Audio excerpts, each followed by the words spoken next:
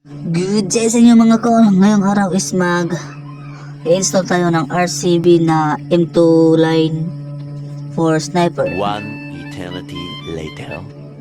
So dito is babaklasin natin muna ang mga cover at flarings nito sa ating sniper 155 mga call. Kasi nga masilan talaga ang yung cover nito.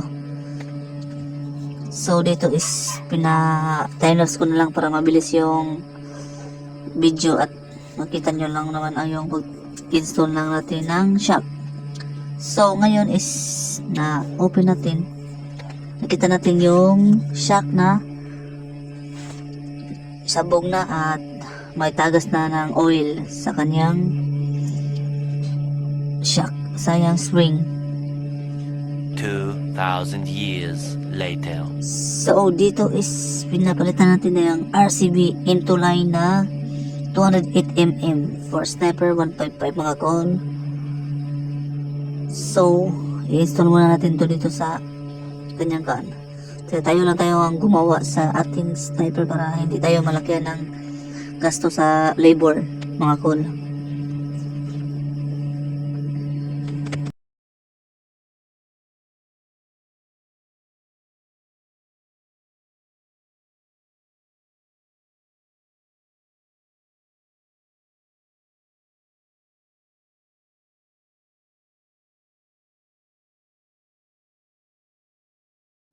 So dito is tapos na natin na ikabit at kulang na lang ang bolt.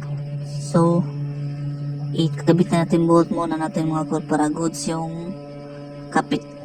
Higpitan lang natin para hindi siya maaalog at mahulog yung bolt.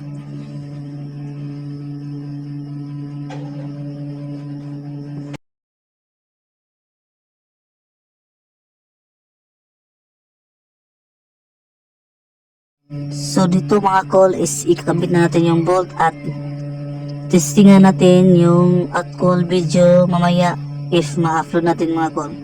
So tapos na ito ang pagkabit at para mamaya is titistingan natin, okay? Don't forget to like and share my Facebook page mga call. Thank you and ride safe.